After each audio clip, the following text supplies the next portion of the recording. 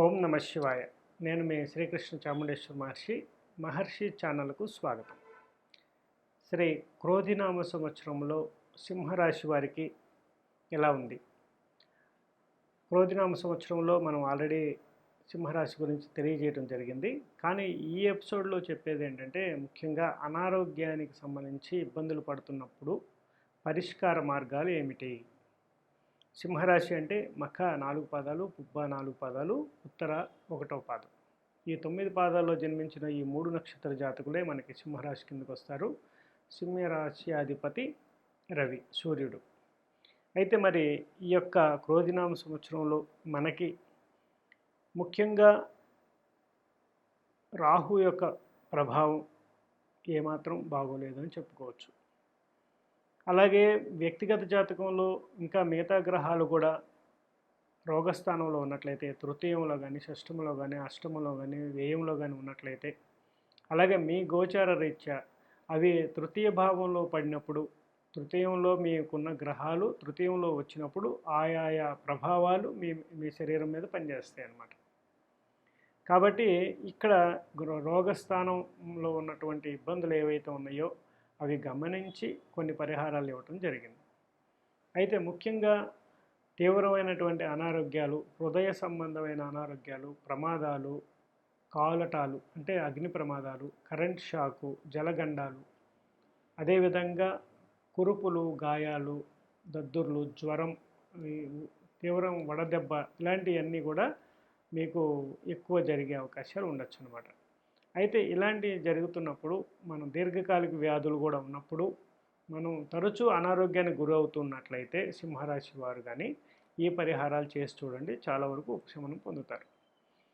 మీరు పారే నదిలో నేను చెప్పిన ఈ వస్తువులని మీ తల చుట్టూ 3 సార్లు తిప్పి వాటిని మా యొక్క ఏదైతే హెల్త్ డిజార్డర్స్ ఉన్నాయో అవి తొలగిపోవాలి అని చెప్పి వాటిని వదిలేయండి. అవేంటి? ఒక చిన్న ఇత్తడి ముక్క, ఇత్తడి ఇదేదోటి ఒక వేస్ట్ మెటీరియల్ కానీ, ఇత్తడి ముక్క కానీ, అలాగే ఒక బెల్లం గడ్డ, శనగలు, మిరపకాయలు, మిరియాలు, కొబ్బరి బోండం ఒకటి, అలాగే బాదంకాయలు 2-3 ఇవన్నీ తీసుకొని మీ తల చుట్టూ ఒకసారి తిప్పుకొని వాటన్నిటిని కూడా ఆ యొక్క నీటిలో సమర్పించండి.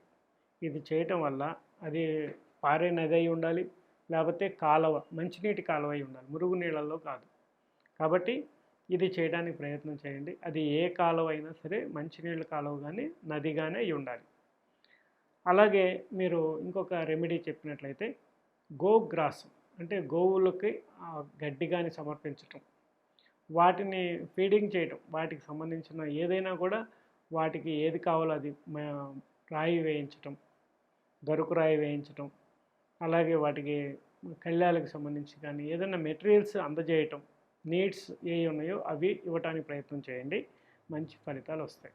అదేవిధంగా ఎలక్కాయి, శిలాజిత్, లవంగాలు ఇవి ఎక్కడైనా హోమం జరుగుతుందనుకోండి, లేకపోతే మీరే హోమం చేస్తున్నా, మీరు ఎక్కడైనా చేసే చోటుకి వెళ్ళినా అక్కడ ఇవి తీసుకువెళ్ళి ఈ సంవత్సరం మొత్తం మీద ఎప్పుడైనా కూడా సమర్పించినా కూడా మీకు ఆరోగ్యపరంగా చాలా వరకు వీటి వల్ల ఉపయోగం ఉంటుందన్నమాట. అలాగే మీ యొక్క పిత్రార్జితంలో ఏదన్నా సమస్యలుండి ఆస్తి పంపకాలు తెగక ఇబ్బంది పడుతూ, అలాగే మీకున్నటువంటి ఆ ఇంటిలో ఆ యొక్క దోషం ఏదైనా ఉన్నట్లయితే మీరు ఫీల్ అవుతున్నట్లయితే అక్కడ ఒక చేతి పంపుని వేయించడానికి ప్రయత్నం చేయండి. ఈశాన్యంలో ఒక మంచినీటి పంపుని మీరు వేయించటం వల్ల దాదాపుగా చాలా వరకు ఉన్న సమస్యల నుంచి బయటపడే అవకాశం ఉంటుందన్నమాట. దీంతో పాటుగా ఒక 10 బాదంకాయలు, ఒక కొబ్బరి బోండం, ఇది సపరేట్గా మీ యొక్క జన్మదినం వచ్చిన తర్వాత వచ్చే 11వ రోజు వీటిని దాంట్లో వదిలేసేయండి. అంటే ఒక 10 బాదంకాయలు, ఒక కొబ్బరి బోండాన్ని మీరు పారే నదిలో వదిలేయడానికి ప్రయత్నం చేయండి. మీ యొక్క డేట్ ఆఫ్ బర్త్ ప్రకారం పుట్టినరోజు ఏదైతే వస్తుందో దాని నుండి 11వ రోజున ఇది చేసినట్లయితే చాలా వరకు అనారోగ్య సూచనలు అయినటువంటి ఏదైనా దోషం ఉన్నా, ఈవిల్ ఎఫెక్ట్స్ ఉన్నా, ఏదైనా నెగిటివ్ ఎనర్జీ ఉన్నా కూడా అవన్నీ కూడా తొలగిపోతాయి అన్నమాట.